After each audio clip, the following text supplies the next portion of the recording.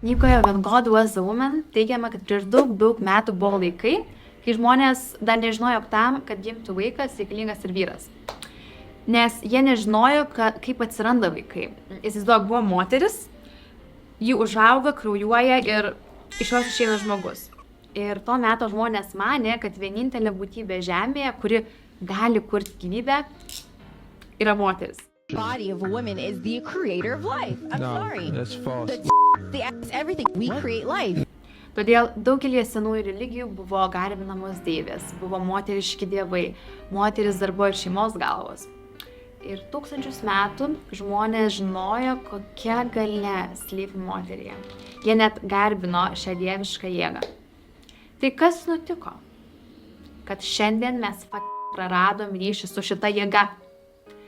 Kas nutiko, kad mes nebegirdim to dieviško balso savyje, nes mūsų galva yra tiesiog užkimšta pašaliniais garsais.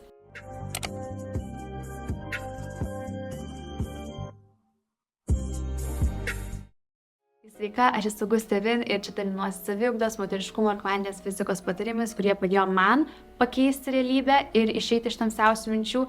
Ir šiame video pakalbėsim, kaip atpažinti tą skirtumą tarp to užknisančio balso galvoj ir mūsų intuicijos. Kiekviena iš mūsų turi savo vidinį ego balsą, kuris sako tuos neigiamus ribojančius dalykus. Tai kaip skamba tas balsas? Tu nepakankama, tu nieko verta, geriau nesakyk, pasistenk labiau, jis gal pasikeis. Ir kai tu paklausai to balso, jis dar priduria. Matai, kokia tu durna. Ir vėl viską sugadinai. Bet absoliučiai kiekviena moteris turi ir tą moterišką superpower balsą. Ta vidinė deivė savyje, kuri tiesiog žino dalykus, kuri tau gali padėti ir parodyti kelią. Aš asmeniškai beveik visą gyvenimą leidau, kad mane vestų tas negatyvus balsas. Ir jis moka taip gerai įtikint, kad jis yra teisus. Bet kai paklausai jo, tu vis tiek atsiduri su netinkamu vyru, nepastovi už save, nesugebi pasakyti savo ribų.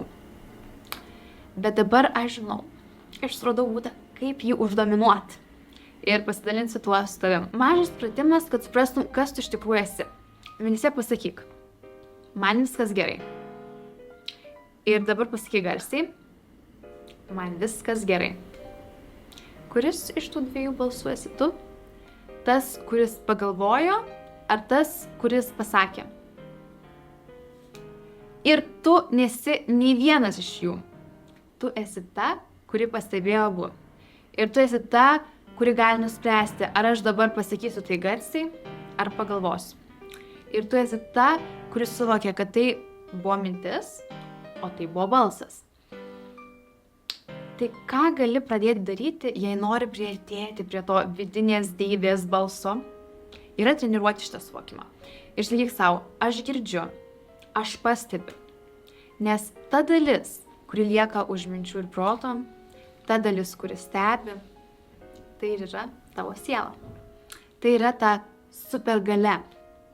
Tai yra ta deivė tavo viduje. Ir dar viena labai seksi technika.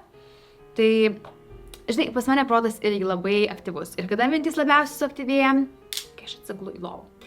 Tai ką aš darau ir ką gali išbandyti tu, tai vizualizuoti jas kaip debesėlius. Aš atsisėdu ir sakau, gerai, aš dabar stebėsiu šitas mintis. Ir kai ateina vienas debesėlis, be vertinimo aš jį paleidžiu. Kai ateina kitas, aš jį pastebiu ir jis vėl praplaukia.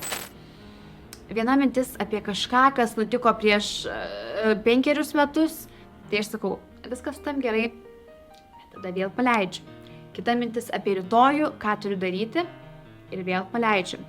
Ir šitas procesas, tiesiog stebėjimas, išlaisvina. Nes kol tu tiki, kad esi tas balsas, tu negali judėti pirmin, nes jis tave laikys vietoj. Bet kai supranti, kad tai yra tiesiog dalis, kurią tu gali pastebėti, tada ir atsiranda ta tikroji galia. Ir kuo daugiau tylos ir erdvės tavo kūne paleidus šitas mintis, tuo daugiau prieigos prie to dieviško moteriškumo tu turi. Toje knygoje, kurią minėjau tavo pradžioj, pasakojama, kad faraonai, kai norėjo priartėti prie tos dieviškos energijos, ar norėjo būti arčiau Dievo, jie eidavo į šventyklas pas tas šventas moteris. Tai yra moteris, kurios visą gyvenimą tyrinėjo šitą ryšį su savo intuicija. Ir jos mokėjo išlikti tyloj, jos mokėjo girdėti. Ir intimumas buvo vienintelis būdas vyrams prisiliesti prie šios energijos. Tai įsivaizduok, kokią galią mes turime savyje. Tai pirmas žingsnis, ką noriu, kad padarytum, tai pastebėk tą balsą. Kitą kartą, kai sakysi, tu nepakankama, tu neverta, tu pasakyk. Tai ne aš, tai balsas mano galvoj. Ir stebėk. Ir gali būti, kad pradės vykti įdomus dalykai. Nes tu atversi duris į savo sielą, deivę savyje ir susijungsi su savo intuicija, su tuo, kas iš tikrųjų esi.